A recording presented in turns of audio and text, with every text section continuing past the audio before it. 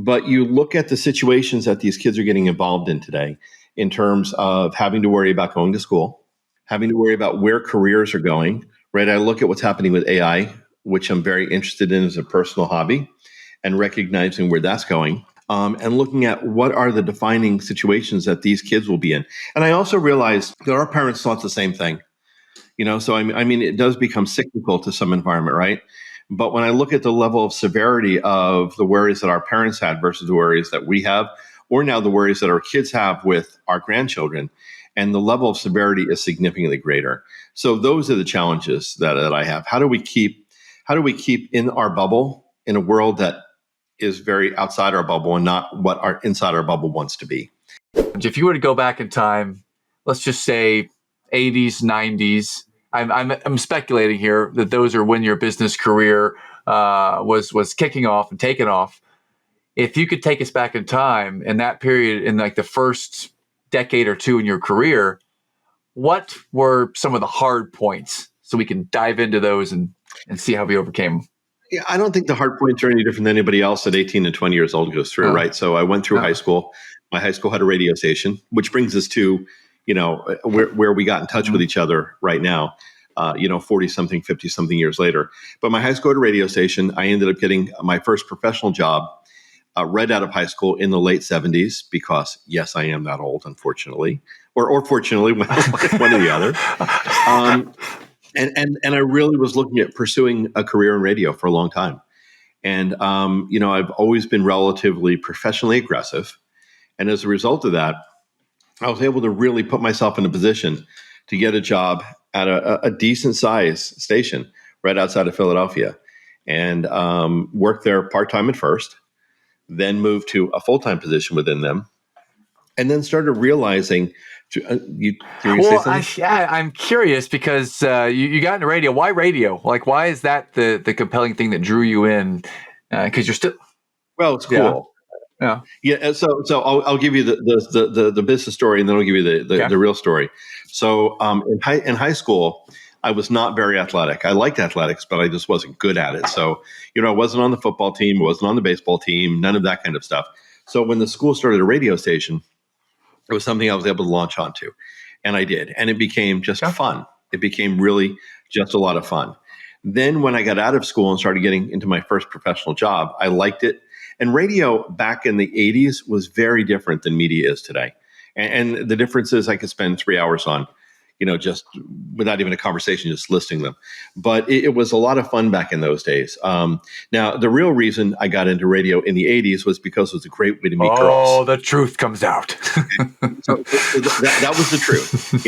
On the air, doing parties and clubs and stuff on the weekends, the social life was really pretty good. So I think that added to it. But after all the mystique of that wore off, things really changed.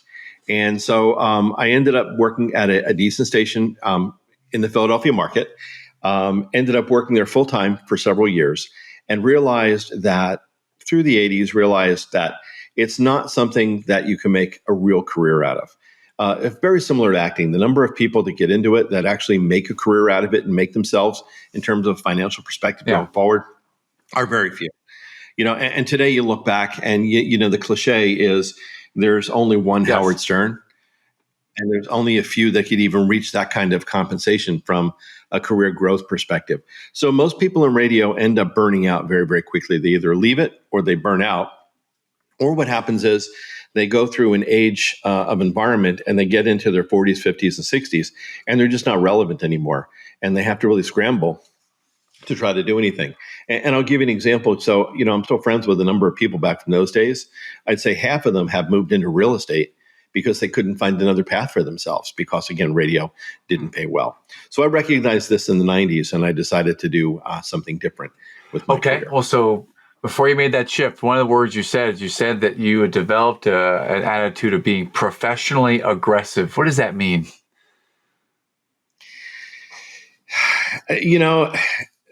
It's a term, I guess, that's not standard, right? That I kind of thought through, in terms of talking to you.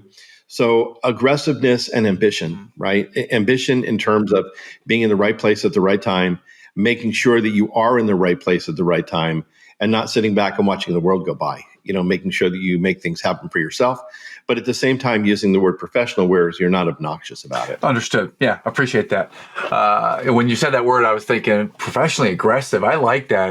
Because I like to think of myself as very proactive, but professionally aggressive. Yeah, Right? that sounds nice. Without being a jerk or without being obnoxious or without being that pesky salesperson, professionally aggressive. Well, I didn't say jerk because there were times that I was a jerk. Oh, Okay. But not obnoxious. nice. Well, so you started the career in radio and you realized that, this is something that not everyone's going to get to the Howard Stern level up there or whatever.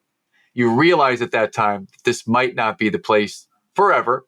So you got out of it after a little bit of time. And then I did. I'm curious if we can move forward a little bit here. I'd love to hear what's something that's hard right now. What's challenging for you right now in your career? You've had success in your career, in life, in business, and where you are right now today. What is something that you find to be challenging for you now? It's a really good question. And, other than someone else my age, which will list all the challenges that come to, when you start getting into your 60s and those types of things, dismissing those challenges. I can't say I have many because I'm not in the kind of need for career growth that I did before, and I'm able to do things that I want to do, which will lead us further down the line of the conversation.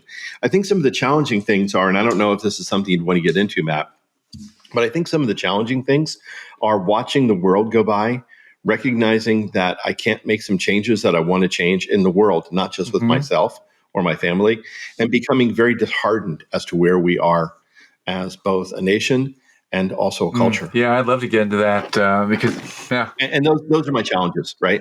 And so they're bigger than me. Challenges bigger than you. What's the thing when you say disheartened by the culture or the nation? Like, can you go a little deeper? What is it? Well, so I'll give you an example. So we just had our first grandchild. Oh, congratulations. Okay, Awesome. 4 weeks ago. So very cool, right? Really interesting stuff. But you look at the situations that these kids are getting involved in today in terms of having to worry about going to school, Okay. having to worry about where careers are going, right? I look at what's happening with AI, which I'm very interested in as a personal hobby, and recognizing where that's going. And looking at what are the defining situations that these kids will be in. And I also realized that our parents thought the same thing. Okay. So I mean, it does become cyclical to some environment, right? But when I look at the level of severity of the worries that our parents had versus the worries that we have, or now the worries that our kids have with our grandchildren, and the level of severity is significantly greater. So those are the challenges that I have. How do we keep in our bubble in a world that is very outside our bubble and not what our inside our bubble wants to be? And I think those are the personal challenges that I find today. It's not career-wise anymore. It's more about family and friends and, keeping straight what we want to keep in a decent manner.